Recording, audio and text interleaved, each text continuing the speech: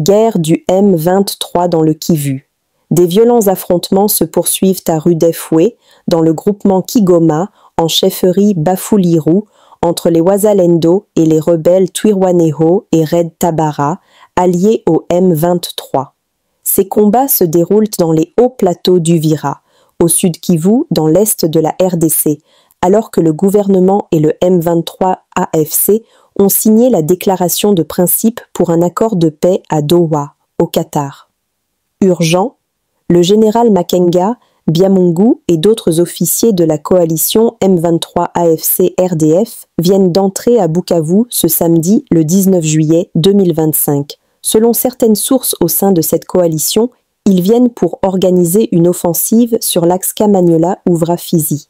Certains militaires de cette coalition doivent lancer une offensive sur l'axe Kaziba jusqu'à dans la chaîne de Mitumba, surplombant la route Négon 5 jusque dans la ville d'Uvira, et d'autres lanceront une offensive sur l'axe Kamanyola-Ouvra-Fizi.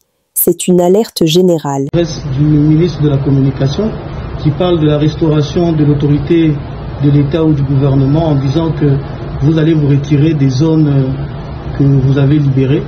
Qu'en est-il au juste? Est-ce que cette signature de la déclaration de principe voudrait dire que l'AFC M23 se retire des zones occupées, des zones contrôlées ou libérées? La même question a été posée même à M. Boulos, qui a dit que ce sont des questions qui seront traitées dans les dialogues. Nulle part dans la déclaration de principe, on a dit que l'AFC M23 va se retirer. Donc nos populations peuvent se calmer et bénéficier et jouir de la paix qu'ils ont et de la sécurité parce que l'AFC M23 ne va reculer même pas d'un seul mètre. Nous restons là où nous sommes, nous contrôlons les zones que nous avons pendant qu'on sera en train de discuter pour les causes profondes. Parce que jusque-là, dans la déclaration de principe, il n'a pas été question de toucher les causes profondes du conflit. Il y en a beaucoup et on se donne le temps pour qu'on puisse travailler sur cela. Merci. La lutte engagée doit être efficace, générale et totale. Il est vrai que mener cette lutte à partir des zones non encore libérées vous expose à la prison, l'exil ou à la mort. Ils ont demandé la lune et ils ont obtenu le bout d'une croûte. D'abord, le départ de Fachi 13, un président jugé illégitime. Résultat, le deal de paix lui offre un autocollant bon pour sortir si certaines conditions sont remplies. Pas le grand éclat attendu. Il rêvait de fédéralisme constitutionnel, obtiennent un engagement de principe. En d'autres mots, le gros plancher fédéral reste encore à acheter. Signé le 19 juillet 2025 à Doha, sous l'œil clinique du Qatar, Trump, déclaration prévoit, un cessez-le-feu immédiat. Prenez le courage pour votre pays. Personne d'autre ne le fera pour vous. Voilà pourquoi nous avons opté pour la résistance révolutionnaire.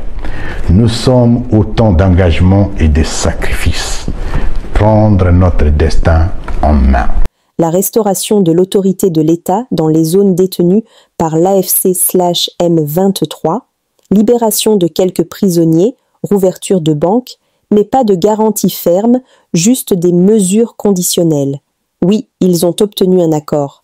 Le retrait ne viendra qu'après restauration des institutions.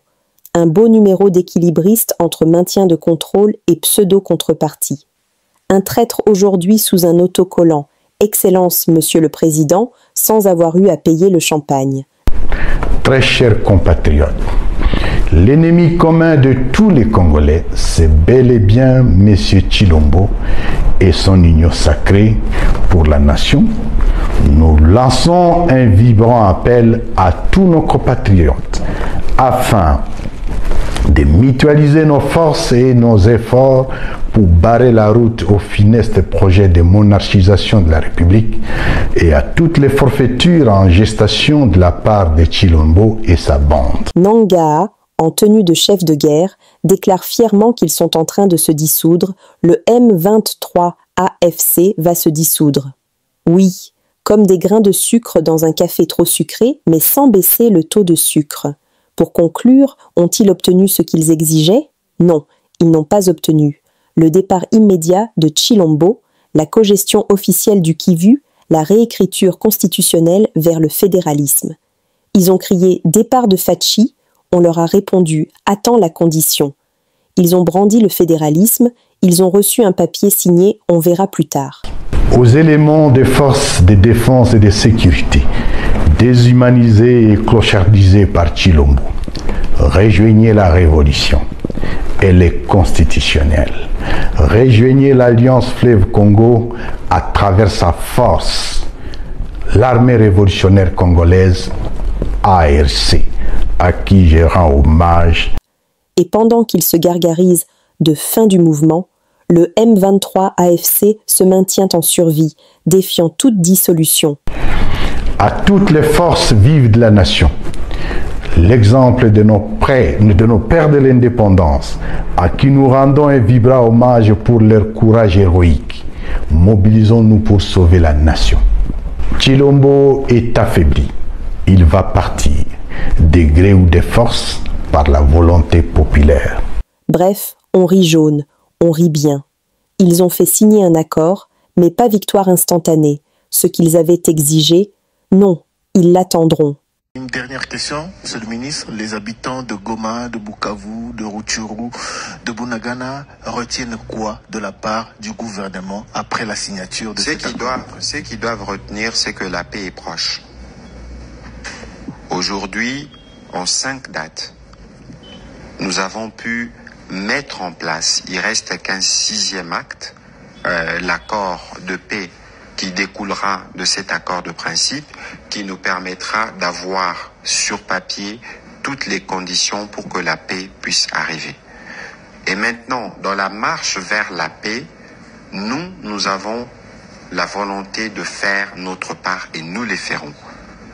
Et dans cet ordre-là, nous avons par exemple le Rwanda qui s'est aussi engagé. On verra comment ils vont contribuer pour que cette paix puisse être construite. Nous avons des garants, si je peux me permettre le terme, le président américain, vous l'avez suivi, l'émir du Qatar dont il faut saluer l'implication spécifiquement, qui sont avec nous dans les suivis. En dehors de ces 2 garants, on peut parler de l'Union européenne, de l'Union africaine, de pays de la région, qui sont tout aussi avec nous engagés pour aller vers la paix. Aujourd'hui, nous savons, j'étais à Goma, j'étais plutôt à Rome, avec les communautés venues de Goma, nous avons eu le temps de discuter. Je vous assure, cher Thierry Kamundi, nous n'avons pas plus grande peine au gouvernement, nous, qu'en regardant ce qui se passe dans ces régions. Et c'est pourquoi nous sommes très engagés et nous espérons que dans les jours qui viennent, nous pourrons rétablir cette paix. Détermination du président de la République, du gouvernement dirigé par la première ministre Judith Suminwa et de nous tous de parvenir à la paix. Aujourd'hui, nous avons fait un pas de plus. C'est pas pour rien que j'ai rappelé les dates du 18 mars, la rencontre entre le président Tshisekedi, l'émir du Qatar et les présidents du Rwanda, qui a balisé la voie aux discussions de Doha entre les représentants du gouvernement et les M23. Il y a eu la déclaration de Pâques qui appelait tout le monde à contribuer pour la paix le 23 avril. Il y a eu la déclaration de Washington, des principes de Washington du 25 avril. Il y a eu l'accord de Washington du 27 juin. Et aujourd'hui, nous avons cet accord de principe. C'est des fondations pour le retour de la paix. Il faut que nous tous, nous puissions y contribuer. Ça ne sert à rien d'entrer aujourd'hui dans des formes de polémique. Je vous ai montré tous les textes qui ne doivent pas être lus de manière isolée parce qu'il y a des instruments pertinents qui doivent accompagner la lecture de ces textes. Ici, c'est de rassurer les Congolais de partout que dans aucun de ces textes, nous avons négocié sur ce qui nous tient à plus, sur ce qui nous tient le plus, la souveraineté, l'intégrité du dialogue pour ramener la solution. Et nous sommes engagés et nous espérons que les médias et les uns les autres pourront, dans le cadre de leur rôle respectif, accompagner cette volonté du président de la République et du gouvernement pour qu'on parvienne à la paix. Nous sommes arrivés à la fin de cette édition. Merci à vous de nous avoir suivis jusqu'ici. Si vous avez apprécié ces contenus, n'oubliez pas de vous abonner à notre chaîne, d'activer la cloche de notification pour ne rien manquer de nos prochaines vidéos. likez et partagez cette vidéo. On se retrouve très prochainement. À bientôt.